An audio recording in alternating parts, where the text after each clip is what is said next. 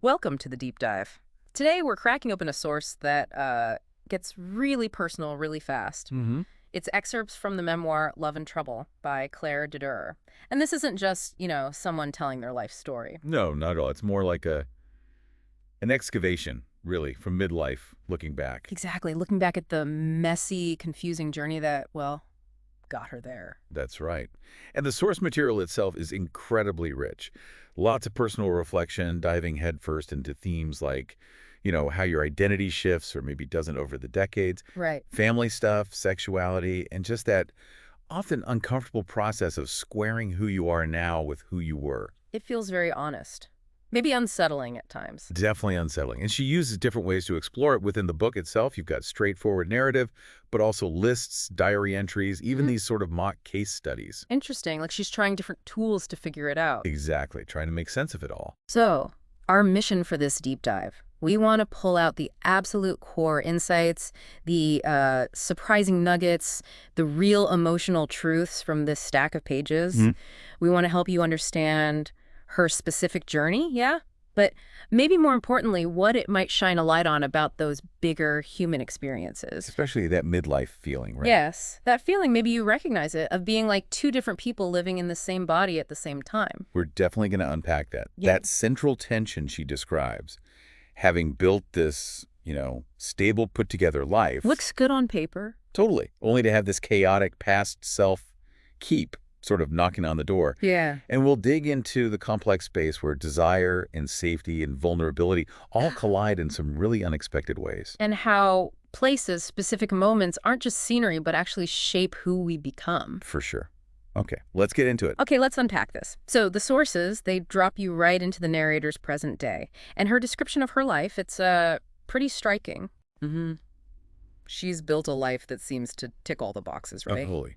Reliable friends, job, a good partner, house, kids. She says she's worked hard, faithful wife, even calls herself an above-average mom. Huh. Yeah. Dress is cute, but not too cute.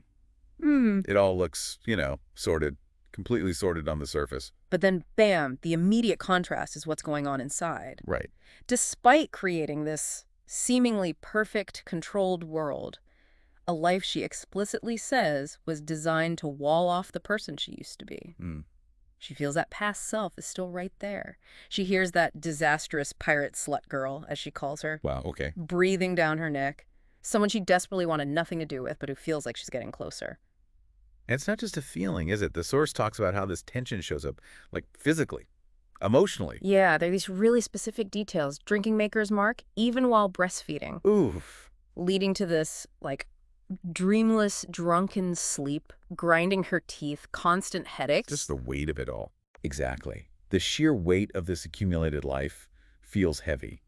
She uses these almost visceral terms, like a midden or a bowerbird's nest. It's something she built, but it's almost suffocating her. Something like that. Consciously built, yes, but definitely burdensome now. And geography plays a role in that building, right? This move she makes. Oh, absolutely. She talks about moving to this place she calls fake country, these picturesque suburbs across the water from where she grew up. A deliberate move. Totally deliberate. Like that? Calculated even. For nature, schools, space. Basically for safety. A place to forget. Precisely. A place where she could mostly forgot about the girl you were. That physical distance was meant to be a barrier. But even in that safe bubble, she feels pulled, needed. Yeah, this overwhelming feeling of being relentlessly communal. Necessary to her family, her life, in just countless ways. Which must be exhausting. Completely. And it creates this desperate need for personal space, for what she calls escape hatches. A shed office. The shed office is one. She mentioned starting to build these little escapes around age 44, noting they were getting maybe a little out of hand. That feeling of being pulled thin, needed everywhere, needing to escape? Maybe that connects to the crying? I think it has to. Yeah. The sources move into this really powerful section, a geography of crying. Yeah. She observes this thing, this widespread crying among women in midlife. Her friends, herself, it's like this shared, almost secret language. What really hit me there was how partners sometimes see it, like it's self-pity or being bratty. Right, a misunderstanding of what's actually happening. But for the women, it's different. The source says she'd store up the crying, waiting for the right place, the right friend. And how crucial that friend's response is. Not trying to fix it, not even needing to get the specifics. Just saying, I know. Exactly, I know. It's just witnessing, acknowledging the person underneath the tears, saying, you're still you, even when you're a mess. That validation seems key. She says she only felt truly happy when she could finally just be as sad as she needed to be with a friend. Mm-hmm. There's this feeling that midlife, on that rainy shore she mentions, didn't look too hot. This shared emotional release is vital because it couldn't happen elsewhere in her carefully built, useful life. Which leads to this theory she puts out there. Maybe a woman's midlife crisis isn't about blowing things up. But stopping. Yeah, stopping doing stuff. She contrasts it with being young, like 13 to 23, when she felt basically non-utile, not useful, but still felt loved. Right. Now her value feels tied up in her usefulness. Writing, mothering, running the house. Is it an achievement or is it a trap? Even her marriage, she describes it in terms of profound reciprocity, like a transaction almost. So if we kind of pull this part together, Yeah. the core insight seems to be this. You've got this adult life built on being useful, on constraint, maybe designed even subconsciously to keep a lid on a messy past. But that pressure cooker starts to rattle.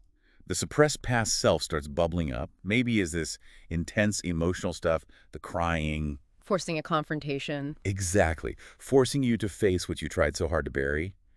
The structure built for safety becomes, ironically, the source of the tension. The lid is rattling. It really is. And speaking of things rattling the lid, desire, the sources really shift into the changing landscape of desire in midlife. Yeah, she describes the return of this incredibly strong, almost alarming sexual yearning. What was the phrase? Title, ridiculous lust. That's the one.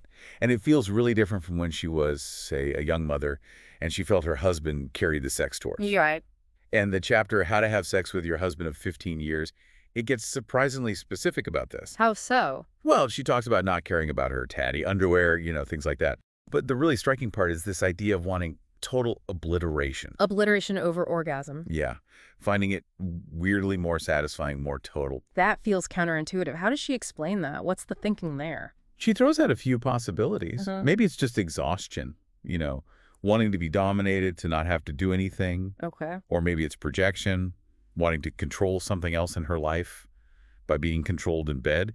But she also links it back to her younger self. The disastrous pirate slut girl. Possibly. The one who didn't necessarily care about orgasm either, but just wanted to fuck and fuck. Looking for something else entirely in the act. Okay, but here's the really fascinating bit. The really complex idea from the source. She connects this desire for total obliteration to wanting the erasing of your critical function, of your will. Yeah, that's heavy. Seeing her husband in that moment as a stand-in for the rest of the world, she wanted to hold down, to obliterate, to take away the agency you spent so many years fighting for. Wow. So it's like she wanted sex to be the space where she could just stop being in control, where her agency was temporarily switched off. That's a lot to process. It completely flips the script on typical ideas about sexual empowerment, doesn't it? Totally. And this desire, this longing for relinquished control, it becomes even clearer with that literary festival incident she described. Ah, right. The famous writer. Yeah, the famous short story writer. His interest in her feeling suddenly a little high, the flirting, where her imagination felt like a physical thing, an organ. And wanting to be the passenger. Exactly. Desiring that passenger role, something she couldn't find in her controlled home life. And then the kiss. She describes it so intensely. Not gentle at all. Not even a kiss. It was a penetration all the way to the back molars, feeling it was planted in me. And for her, that was the disruption she needed. She calls it the dumb disruption, a place for all the messy, suppressed stuff to live the darkness, dirty feelings, longing, teen passion, loneliness. And the key was she didn't feel responsible for it. She was the passenger. Crucially, yeah. And this source mentions other moments too, though they didn't quite hit the same way. A kiss from her friend Melinda. The sashimi kiss. Right. It didn't do the trick, she says, maybe suggesting this specific dynamic needed to be located within her own experience somehow. And just the feeling of hotels, the city of adultery, sparking this speculative eroticism. So there's a pattern. Seeking or finding moments where that feeling of disrupted control, or being the passenger, comes up. It seems so. So what does it mean, this intense resurgence of desire in midlife being tied to this longing to be acted upon to give up control? Is this the disastrous pirate slut self coming back, still looking for that dynamic? It really forces you to look back, doesn't it? To ask, okay, where did this pattern even start? Right. Why is desire for her so tangled up with vulnerability and control? Which is where the sources go next, right? Into the past. Exactly. And with a, let's say, bracing honesty. Yeah. Which brings us to, yeah, one of the most complex and I think challenging parts of the source material, exploring her adolescent sex life. At case presentation. Right. In the section Recidivist Slutty Tendencies, she treats it like that, trying to dissect its roots. And she breaks down the factors. What does she point to? Well, first, there's the historical and cultural context. That specific, she calls it a tiny 2-decade window. Post-pill, pre-AIDS. Exactly. A time when sex could seem almost benign, maybe even an improving hobby, as she puts it. And she notes how the culture's gaze was just fixed on young girls then. She mentions Brooke Shields, Jodie Foster. Album covers, Polanski. Yeah, it was in the air. Then familial factors. Wanting to be like her older brother, actually wanting to be a boy. And then, when that wasn't possible, wanting to be as close to boys as possible. Them inside of her seemed like just about the right proximity. That line stood out. It's powerful, isn't it? Like, the body's betrayal of becoming female led her to seek identity through physical closeness with males. And psychologically, she felt sex had this power. Yeah, she infused it with mystical power, wanted it to do something huge, connection, redemption, purpose. To make her feel real. To make her feel known, defined. You have edges, you're something, you were here, but she knows it never actually delivered that. Which leads into the really difficult stuff, victimhood. Yeah. The section on victimhood. She discusses the sleeping bag thingy, the Jack Wolf incident, clearly an assault or molestation. And the confusing part for her. The confusing, painful insight is that this incident, this violation, became her heraldic animal, the first person to do something to me. She really grapples with why this awful experience became more defining, somehow, than positive ones. And she's really open about how hard this is to talk about, worried about, like, stealing someone else's story. Right, stealing something that doesn't belong to me, especially comparing her experience to Samantha Gailey's. And she makes this incredibly raw observation. That writing victimhood was easier. Easier, in a way, because it gave her a vehicle to access her obsession with sex without having to confront herself directly as a sexual person. It became a kind of pathway, maybe a problematic one, but a pathway. Okay, and here's the point from the source that you really have to, like, sit with. It's complicated. It is. She says the conflation of victimhood and desire is very hard to talk about, but that doesn't mean it's not real, at least for me. And she's crystal clear. Moments of actual assault were the absolute opposite of pure and free. Terrible. But then she follows with this idea that for her, the freest and purest expression of sex has come with the play-acting removal of volition, being constrained. Play-acting removal of volition. Okay. So what she seems to be wrestling with is this idea that in her internal fantasy life, maybe, or in certain consensual encounters, a performance or feeling of constraint got tangled up with intense desire. Which is totally separate from the trauma of actual violation. Completely separate. That's the crucial distinction she seems to be making. It's not saying assault is desirable, far from it. It's about her own internal landscape, where desire got linked, somehow, to a feeling of simulated lack of control. That's a really difficult nuance to grasp and to articulate. Incredibly difficult. And the source brings Polanski back again later, right? Yeah. Dear Roman Polanski, Part 2. Triggered by her own daughter turning 13. Right. Putting her personal history into that broader context. Right. Reflecting on her own mother's sort of permissiveness. Letting weirdos in. Yeah, and the potential cost of that freedom to young girls. Realizing later about other girls' no-big-deal moments of being touched inappropriately. And that sparks this intense protectiveness for her own daughter. Fierce. Shielding her at any cost. Which highlights that tension, again, between safety and freedom. And there's that final, almost sad note, feeling like as she gets older, she's losing the chance to be victimized in that particular way I crave and fear. It just adds another layer, doesn't it? How aging interacts with these deeply ingrained patterns around desire and vulnerability. Wow. So understanding her present really isn't about finding one simple cause. Not at all. It's about seeing how all these things, culture, family, trauma, early experiences weave together in these messy, contradictory ways to shape this really complex relationship with desire and vulnerability that carries right into midlife. And the sources really ground this whole internal journey in, like, actual places, specific locations. Oh yeah, geography's huge. There's that list of Seattle spots. Magus books, the unchanging window display. Nordstrom Plays 2, Shiga's for Farmer Pants, the Grand Illusion Theater, Nellie Stallion as a portal to the great world.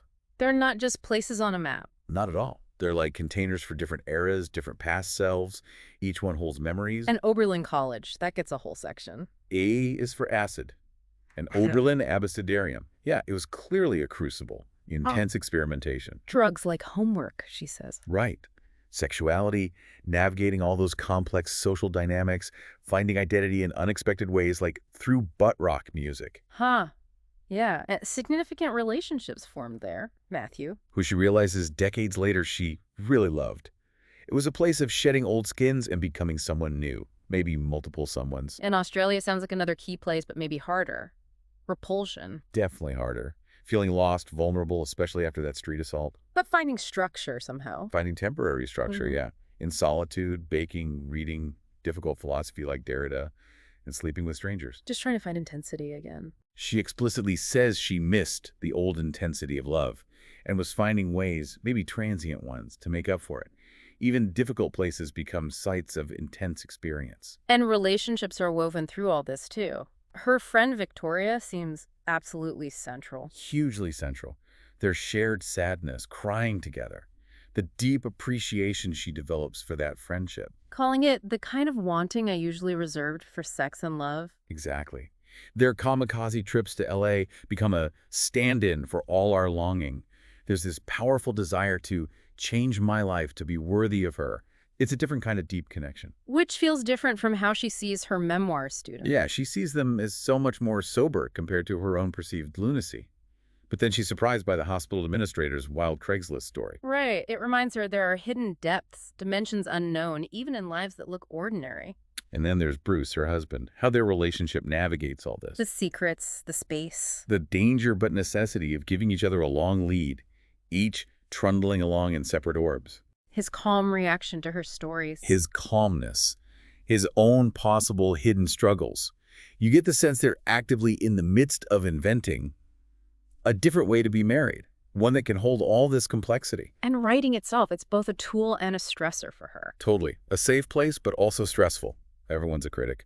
She uses it to process things, the mock case study, the Polanski letters, tools to try and make sense of the chaos. And that moment her daughter calls her past our history. Yeah. She describes feeling indescribable excitement and satisfaction. Her intensely personal, messy story is now woven into the family narrative. It's shared.